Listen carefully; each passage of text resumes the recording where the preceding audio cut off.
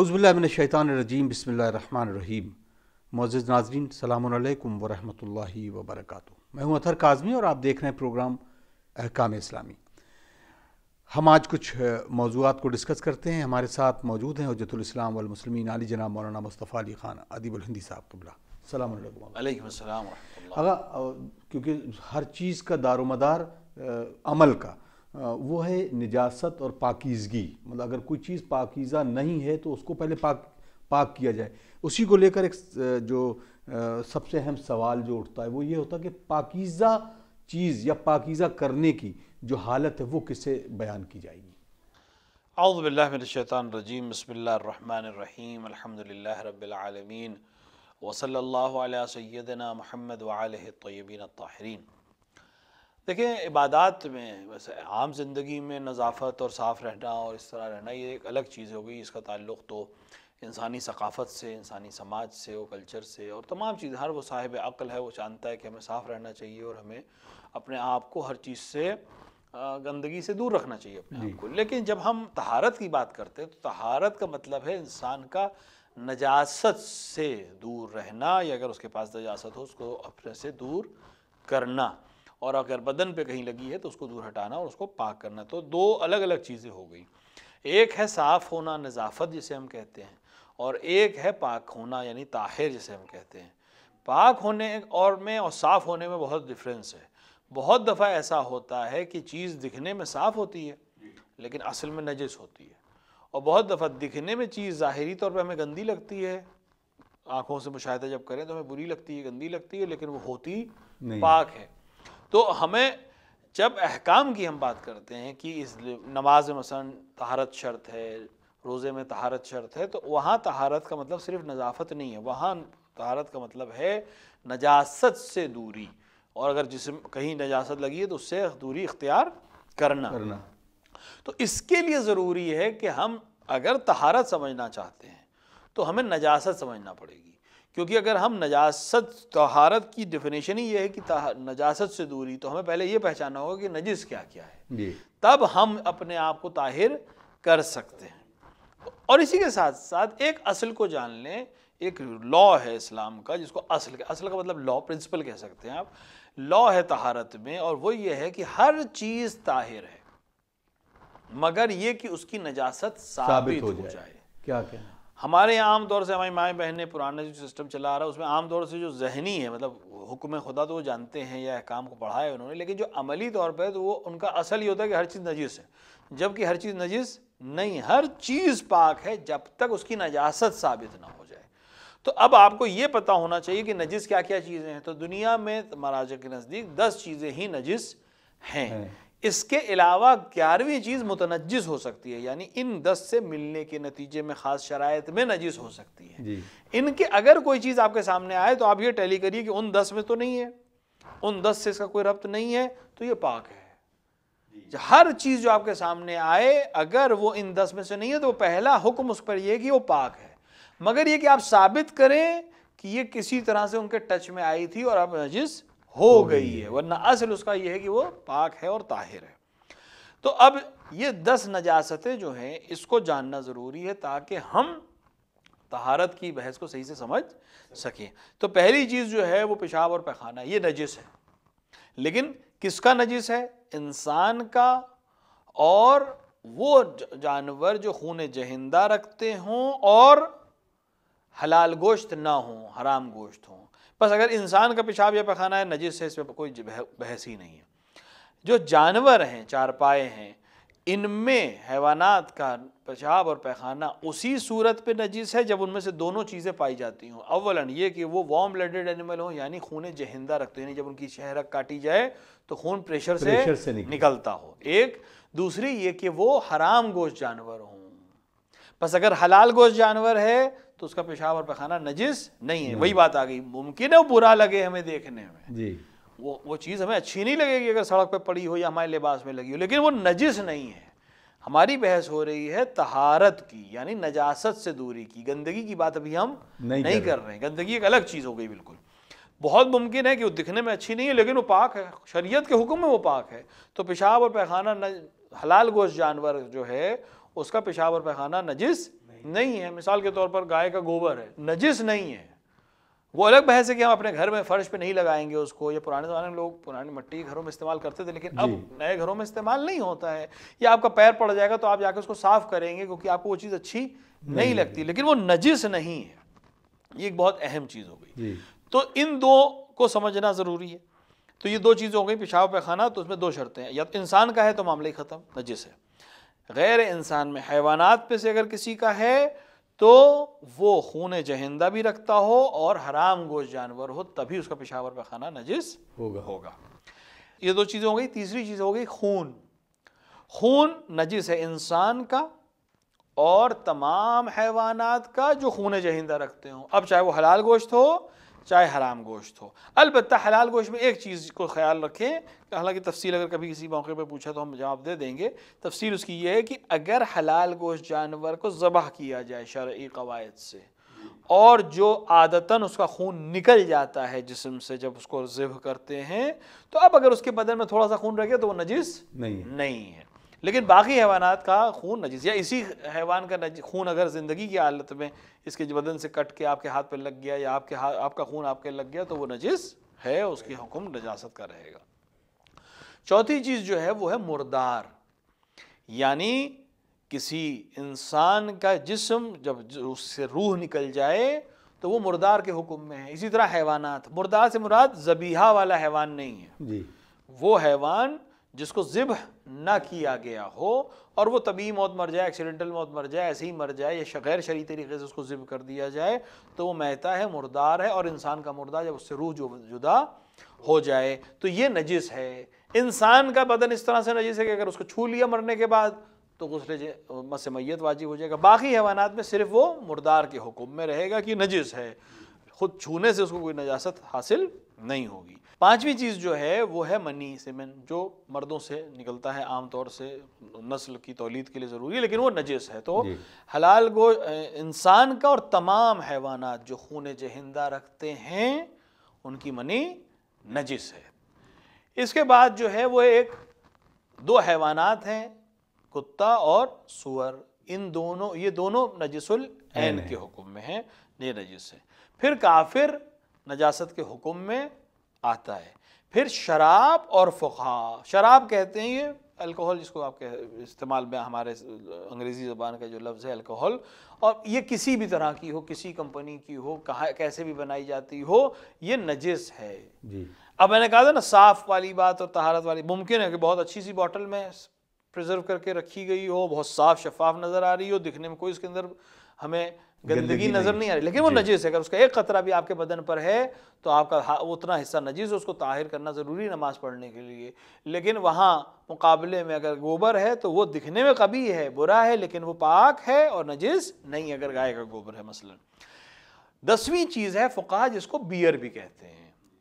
اب بیئر کو بہت سے لوگ یہ سوچتے ہیں کہ اگر نان الکوہولک ہو گئی تو ہمارے لیے نجس نہیں ہے. نہیں, بیئر اگر اسی طریقے سے جس طرح سے بیئر بنائی جاتی ہے بنائی جائے تو وہ نجس ہی رہے گی, اگرچہ اس کے اندر کوئی مست کرنے والی چیز نہ ہو, وہ نجس رہے گی. ہاں ایک چیز ہے, جو سے یا مختلف فروٹ سے اور دوسری چیزوں سے طبی طریقے سے جو پرانی ہماری ہندوستان اور پاکستان میں آیوروید کہہ لیجئے یا یونانی طریقہ کہہ لیجئے, اس کے ذریعے سے ان کا پانی جوش کیا جاتا تھا اور اس سے ایک آب جو بنایا جاتا تھا, جو سے یا پھلوں سے. وہ آب جو ہے جو طبی طریقے سے بنایا جاتا ہے, ہیلتھ کے لیے بنایا جاتا ہے, وہ نجس نہیں ہے. لیکن بیئر ایک دوسرے طریقے سے بنائی جاتی ہے, وہ بالکل نجس ہے, چاہے وہ جو کی بنائی جائے چاہے وہ کسی پھل کی بنائی جائے, اس سے کوئی فرق نہیں پڑتا, وہ نجس ہے. 11ویں چیز جو بعض علماء نے نقل کیا ہے وہ بنابر احتیاط کی بنا پر ہے, وہ ہے نجاست خوار جانور کا پسینہ. یعنی ایک حیوان نجس کھانے کا عادی ہو جائے تو بنابر احتیاط اس کے پسینے سے پرہیز کرنا چاہیے. لیکن نجس یہ صرف بنابر احتیاط ہے, لیکن 10 چیزیں جو بالکل مسلم ہے کہ نجس ہیں اور نجس العین ہیں, یہ ہم نے آپ کے سامنے بیان کر دی. اب ایک چیز ہمارے سامنے آتی ہے, ہمیں یہ دیکھنا ہے کہ ان 10 میں سے ہے کہ نہیں ہے. اگر نہیں ہے تو وہ پاک ہے, اگر وہ چیز نہیں ہے تو یہ پاک ہے. ہمیں اس کے اوپر اور تحقیق کی کوئی ضرورت نہیں ہے. ان 10 میں سے ہے تو ان میں سے اگر خود وہ چیز ہے تو وہ نجس ہے، اس سے ہمیں دوری رکھنی ہے. اگر وہ ہمارے جسم پہ آ گئی ہے تو اس کو دور کر کے اتنے حصے کو پاک کرنا، یہ ہماری ذمہ داری ہے. جو آپ نے سوال کیا تھا کہ پاک کیسے کیا جائے گا، پاک کا مطلب یہ کہ نجاست آپ کے جسم سے آ کر اس طرح سے ٹکرائے یا ملے کہ یا وہ خود گیلی ہو یا آپ کا بدن گیلا ہو اور دونوں میں رطوبت ٹرانسفر ہو جائے، تب آپ کا ہاتھ یا جسم کا کوئی حصہ نجس ہوگا. تو اس کو بھی پاک کر لینا کافی. پاک کرنے کا مطلب یہ ہے کہ اگر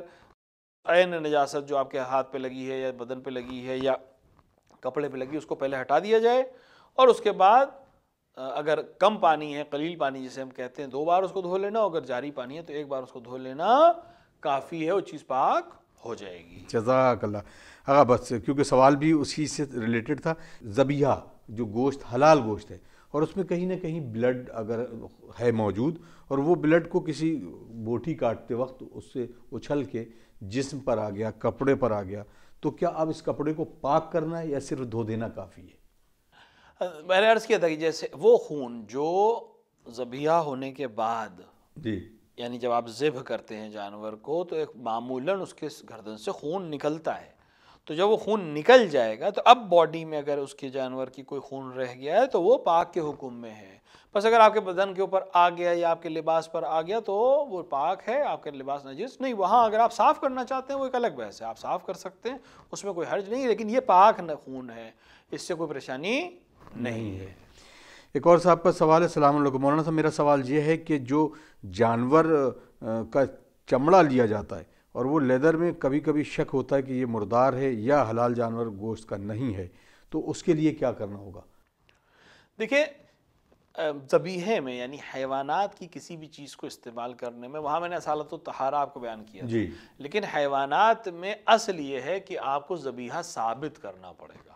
یا تو آپ کو معلوم ہو کہ یہ ذبیحے کا ہے، یا جس سے لیا ہے اس پر آپ کو یقین ہو کہ یہ ذبیحے کا ہے، یا مسلمان بازار سے لیا گیا ہے تو ذبیحہ کے اوپر ایک حکم دیا جا سکتا ہے. لیکن اگر معلوم نہیں ہے اور شک ہو جائے کہ یہ ذبیحہ ہے یا نہیں ہے، نجاست خور جانور کا یا نجس حلال گوشت جانور یا حرام گوشت جانور کس چیز کا چمڑا ہے، تو اصل یہ ہے کہ آپ اس سے اجتناب کریں گے. اجتناب کا مطلب یہ ہے کہ آپ اسے پہن سکتے ہیں لیکن حالت نماز میں نہیں پہن سکتے ہیں، کیونکہ حالت نماز میں نجس لباس میں نماز صحیح نہیں ہے. تو جہاں لباس کی طہارت کی شرط ہو جائے گی وہاں وہ لباس آپ نہیں پہن سکتے. ایسے اگر آپ پہن رہے ہیں تو کوئی حرج نہیں، پہن بھی سکتے ہیں اور بدن پہ بھی رکھ سکتے ہیں، کوئی حرج نہیں ہے، لیکن نماز کی حالت میں اس کا استعمال نہیں کر سکتے. جزاک اللہ خیرہ. ایک اور سوال کیونکہ طہارت اور پاکیزی کو لے کر انہوں نے سوال کیا ہے کہ آغا مجھے رہنمائی فرمائیں، مجامعت کے وقت بالکل ہم لوگ دونوں موجود تھے لیکن عین مجامعت کے بعد بلیڈنگ شروع ہو جاتی ہے، تو کیا اس کو حیض ہی مانا جائے گا اور اس میں کفارہ دینا ہوگا یا کیا رہنمائی فرمائیں اس بارے میں؟ دیکھیے، خاتون اگر ایام حیض میں ہو تو اس سے مجامعت کرنا شرعاً حرام ہے اور اس کے کفارات کی تفصیل موجود ہے. لیکن اگر علم نہ ہو، یعنی شخص کو علم نہ ہو یا اس خاتونوں کو بھی علم نہ ہو کہ میں حیض سے ہو گئی ہوں اور مجامعت کریں تو کوئی کفارہ نہیں ہے.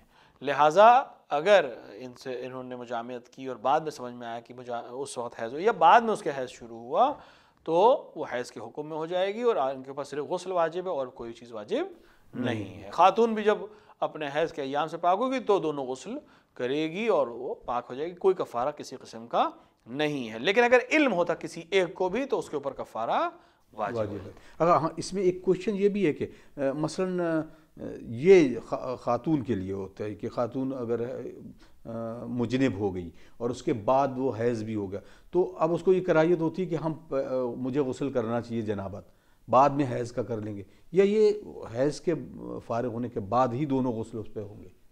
اصل میں جب حالت حیض میں ہے تو اس کا غسل کا کوئی خاص فائدہ، کیونکہ غسل جنابت اپنے آپ میں مستحب ہے، واجب تبھی ہوگا جب عبادت کے لیے ضرورت ہے. ابھی وہ عبادت کر نہیں سکتی ہے اس کی وجہ سے. لیکن اگر کراہیت محسوس ہو رہی ہے کسی وجہ سے بھی تو جیسا کہ عرض کیا گیا ہے کہ چونکہ حالت جنابت میں کھانا پینا مکروہ ہے، لہٰذا بہتر یہ ہے کہ اپنا نہا لیں یا کم سے کم وضو کے ذریعے سے کراہت کو دور کر لے. کوئی کبھی کبھی ایسا ہوتا ہے کہ خصوصاً حیض کے مسئلے میں یہ ہوتا ہے کہ شروع میں خواتین کے لیے نہانا بھی تھوڑا سا سخت مرحلہ ہوتا ہے اس خون کی وجہ سے.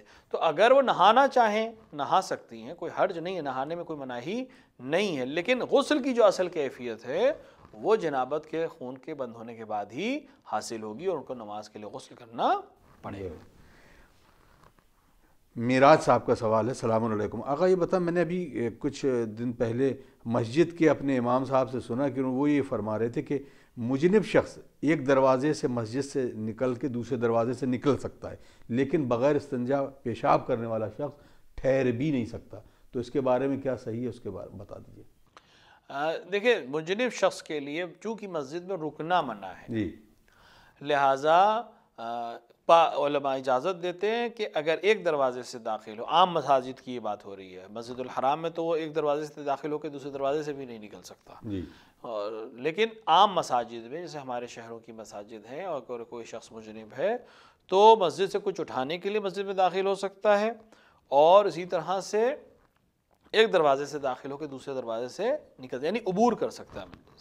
جہاں تک رہی بات کہ جو انسان طہارت نہیں رکھتا اس کے لیے مسجد, یہ شرعاً حرام نہیں ہے, یہ عرف کی, یہ اخلاقی چیز ہے, کیونکہ وہ نجس ہے انسان, چونکہ وہ طہارت کے احکام کو رعایت نہیں کرتا تو بہت ممکن ہے کہ اس کے ہاتھ بھی نجس ہو, اس کا بدن بھی نجس ہو. اس لیے چونکہ مسجد کو نجس کرنا منع ہے, اس عنوان سے اس شخص کو منع کیا جا سکتا ہے جو نجس اور پاک کا پرہیز نہ کرتا ہو. تو دونوں حکم جو ہیں, ایک حکم جو ہے اخلاقی حکم ہے, ایک حکم فقہی حکم ہے. فقہی حکم مجنب شخص کے لیے یہ ہے کہ وہ ایک دروازے سے داخل ہو کے دوسرے دروازے سے چلا جائے تو کوئی اعتراض نہیں ہے, لیکن جو شخص نجاست و طہارت کا خیال نہیں رکھتا, خصوصاً استنجا کے بعد پانی نہیں لیتا وغیرہ, اس کو اس لیے منع کیا جاتا ہے کہ وہ ممکن ہے اس کے بدن پہ نجاست ہو اور وہ مسجد کو نجس کر دے, جبکہ مسجد کو نجس کرنا حرام ہے, لہٰذا اس کو منع کیا جاتا ہے. لیکن یہ شرعاً حرام نہیں ہے, عرفاً اور اخلاقاً منع ہے, مگر یہ کہ یقین ہو جائے کہ یہ نجس کرے گا مسجد کو کہ پھر اس کو جانا بھی حرام ہو جائے گا. جزاک اللہ. اخار کا سوال ہے, کیا خواتین ان خاص دنوں میں جس میں ان کی ناپاک رہتی ہیں تو کیا وہ ممبر پہ بیٹھ کے خطاب کر سکتی ہیں؟ اگر خواتین مسجد میں نہیں ہو ممبر, کیونکہ مسجد میں جانا منع ہے اس حال میں, لیکن اگر مثال کے طور پر گھر میں ہے اور یا کوئی امام بارگاہ ہے, کوئی حسینیہ ہے اور وہاں مجلس خطاب کرنا ہے یا کچھ پڑھنے کے لیے ممبر پہ بیٹھنا چاہتی ہیں تو اس میں کوئی حرج نہیں ہے. بہتر لیکن یہ ہے کہ اپنے لباس کو بدل لیں, اور وہ عام طور سے جو خواتین اس مرحلے میں استعمال کرتی ہیں چیزیں, اس کا صحیح استعمال کر کے, اس کو استعمال کر کے اپنے جسم کو اس خاص حصے کو صاف کر کے پھر ممبر پر جائیں, تاکہ اپنا, چونکہ خود عبادت سے کی خاص حصے سے منع کیا, جیسے نماز سے منع کیا گیا ہے, لیکن فرش پر بیٹھ کر یا جہاں نماز پڑھتی تھی, بلکہ استحباب میں ہے, رسالہ عملیہ میں اگر انسان دیکھے تو اس مستحبات میں ہے, کیونکہ عام طور سے کیا ہوتا ہے کہ ہم خواتین کے اندر یہ ہوتا ہے کہ اب نماز نہیں پڑھنی تو پھر وہ کوئی بھی عبادت نہیں ہو رہی, جبکہ روایات نے تاکید کی ہے اور علماء نے اس کی طرف سفارش کی ہے کہ جو اذان کا وقت ہو جائے وہ خاتون جس کو نماز نہیں پڑھنی ہے, جب اذان ہو جائے تو اس کو چاہیے کہ اپنے لباس کو تبدیل کرے اور اپنے آپ کو پاک صاف کرے اور وضو کر کے مصلی پہ جتنی دیر وہ نماز پڑھتی تھی عام دنوں میں, مثال کے طور پر 3 منٹ لگتے تھے, 4 منٹ لگتے تھے, 5 منٹ لگتے تھے, اتنی دیر صرف مصلی پہ بیٹھ کر کوئی بھی ذکر پڑھے, سبحان اللہ والحمدللہ ولا الہ الا اللہ واللہ اکبر, سبحان اللہ ہی پڑھتی رہے, تاکہ اس کی جو عبادت کی عادت ہے وہ ختم نہ ہو.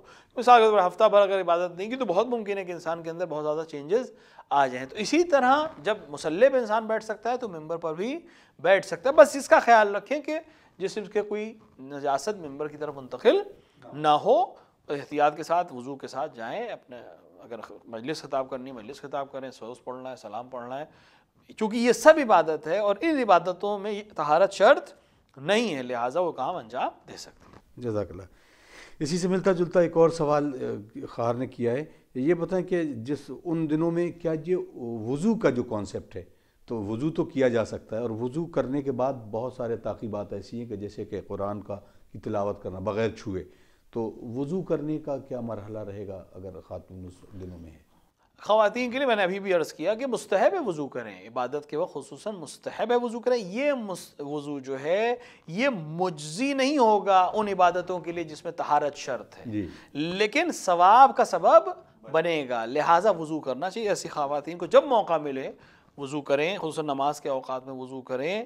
اذان ظہر ہوئی وضو کر لیں، اذان صبح ہوئی وضو کر لیں، اذان مغرب ہوئی وضو کر لیں، قرآن سننے کے لیے بیٹھی وضو کر لیں، قرآن پڑھیں بغیر اس کی خطوط کے اوپر ہاتھ لگائے وضو کے ساتھ بیٹھیں.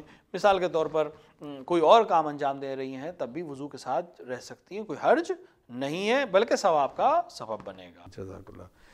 محمد آغا صاحب سوال کرتے ہیں السلام علیکم. آغا اگر ہاتھ پر کسی پین کا نشان یا کسی مارکر کا نشان ہو تو کیا وضو کی جا سکتی ہے؟ دیکھیے اصل تو یہ ہے کہ جہاں پر وضو کرنا ہے، جو اجزائے وضو ہمارے یعنی ہاتھ، چہرہ اور مسح کی جگہ اور پیر، جہاں پر مسح دونوں پیر کے پنجے جس پہ مسح کیا جاتا ہے، یہاں پر کوئی بھی چیز جو پانی کو کھال تک پہنچنے سے روک رہی ہو وہ موجود نہیں ہونا چاہیے. اب جہاں تک پین کا مارک کا سوال ہے یا پین کی ریفل لگی ہوئی ہے یا انک لگی ہوئی ہے یا مارکر سے لگا ہوا ہے، تو عام طور سے وہ جلد کے اوپر لیئر نہیں لگاتا ہے، وہ جلد کے کلر کو چینج کر دیتا ہے جی. تو اس میں تو کوئی حرج ہے ہی نہیں. کچھ چیزیں ایسی ہوتی ہیں جو باقاعدہ لیئر بناتی ہیں، جیسے خواتین ہماری مائیں بہنیں استعمال کرتی ہیں نیل پینٹ یا نیل پالش استعمال کرتی ہیں، تو وہ لیئر بناتا ہے باقاعدہ ناخن کے اوپر اور جسم کے اوپر. وہ اگر موجود ہو تو وضو صحیح نہیں ہوگا. لیکن اگر نشان ہو، رنگ تب، جیسے مثال کے طور پر مہندی لگائی گئی ہاتھ میں، کوئی لیئر نہیں ہے، اس نے رنگ تبدیل کر دیا ہے جی. اسی طرح پین ہے، مارکر ہے، اس نے رنگ تبدیل کر دیا ہے اسکن کا، تو اس میں وضو میں کوئی حرج نہیں ہے. لیکن اگر کوئی ایسا پینٹ یا کوئی ایسی چیز لگ گئی جو لیئر ہو اور وہ ہٹ نہ رہی ہو تو پھر یہ انسان وضو جبیرے کے حکم میں عمل کرے گا کہ اس حصے کو دوبارہ مسح کرے گا اور اس کا وضو صحیح ہو جائے گا. ایک اور صاحب کا سوال ہے السلام علیکم. کیا کاغذ کے علاوہ پلاسٹک کے اوپر کندہ کرنے والی چیزیں جیسے قرآن کی آیات یا اس طرح کی بہت ساری چیزیں کی جا سکتی ہیں؟ کسی بھی چیز کے اوپر کی جا سکتی، کوئی حرج نہیں ہے. اور پہلے جب کاغذ موجود نہیں تھا تو ہڈی تک کے اوپر قرآن لکھا گیا ہے، اس میں کوئی حرج نہیں ہے. لیکن ہاں ایسا چیز کے اوپر لکھنا جو سبب حرمت قرآن کی شکستگی کا سبب بنے، یعنی قرآن کی بے حرمتی کا سبب بنے، اس کے اوپر نہیں لکھنا چاہیے. لیکن پلاسٹک ہے، آج کل کا خاص سسٹم ہے، ملامین ہے، چینی ہے، کسی چیز کے اوپر بھی لکھا جا سکتا ہے، اس میں کوئی حرج نہیں ہے. بس سبب نہ بنے کہ یہ توہین کی قرآن کا سبب نہ بنے. مثال کے طور پر کسی نجس جانور کی ہڈی پہ لکھنا یا اس کی کھال پہ لکھنا یہ قرآن کو نجس کرنے کے حکم میں ہے، لہٰذا یہ کام انجام دینا صحیح نہیں ہے. لیکن اس کے علاوہ کسی چیز پہ بھی لکھا جا سکتا ہے، اس میں کوئی حرج نہیں ہے. رہبر صاحب نے سوال کیا السلام علیکم. اگر قرآن کیونکہ مکمل کتاب ہے اور اس کتاب کو الگ الگ جب ٹکڑوں میں کیا جاتا ہے تو پارے کہے جاتے ہیں، لیکن کیا ایک کتاب میں بہت ساری آیات یا بہت سارے سوروں کا جس میں ذکر ہو یعنی وہ لکھی ہوئی ہوں تو کیا اس کو بھی قرآن کے ہی زمرے میں تسلیم کیا جائے گا اور اس کے اوپر کوئی دوسری کتاب نہیں رکھی جائے گی؟ دیکھیے قرآن پر دوسری کتاب رکھنا یا نہ رکھنا یہ عرف کی چیز ہے، شرعاً اس میں کوئی اشکال نہیں ہے. ایسا نہیں کہ قرآن کے اوپر کوئی دوسری کتاب نہیں رکھی جائے، لیکن احترام یہ ہے کہ قرآن کے اوپر کوئی اور چیز نہ رکھی جائے. یہاں عرف کا مسئلہ ہے، احترام کا مسئلہ ہے. وَإِلَّا کوئی بھی قرآن پہ کوئی بھی کتاب رکھی جا سکتی ہے کیونکہ ہدف اس کی بے حرمتی کرنا نہیں ہے. لیکن اب وہی حکم تمام ان چیزوں کے لیے جس میں اب مثال کے طور پہ بہت سی دعاؤں کی کتابیں ہمارے یہاں دی جاتی ہیں جی، وظائف الابرار ٹائپ کی کتابیں بہت بانٹی جاتی ہیں، مفاتی ہے اس کے اندر بھی شروع میں قرآن کی چیزیں، تو یہ سب تقریباً ایک سطر بھی قرآن کی اگر ہے تو قرآن کے حکم میں ہے. لیکن صرف اس بنا پر اس پہ کوئی کتاب نہ رکھنا یہ شرعی حکم کی اس کی ضرورت نہیں ہے، یہ عرف کی چیز ہے. اگر آپ کو لگتا ہے کہ اس سے توہین قرآن ہو رہی ہے تو اس سے اجتناب کریں. اگر اس علاقے میں یا اس کمیونٹی میں اس کو توہین قرآن نہیں سمجھا جاتا ہے تو ایسا کوئی مسئلہ نہیں. بہت بہت شکریہ، بہت شکریہ. ناظرین آپ دیکھ رہے تھے پروگرام احکام اسلامی اور وقت اجازت بالکل نہیں دیتا کہ ہم مزید اور گفتگو کریں، ہمیں اجازت دیجیے. انشاءاللہ اگلے ایپیسوڈ میں کچھ اور سوالوں کے ساتھ حاضر خدمت ہوں گے. والسلام علیکم ورحمۃ اللہ وبرکاتہ. اللہم عجل لولیک الفرج.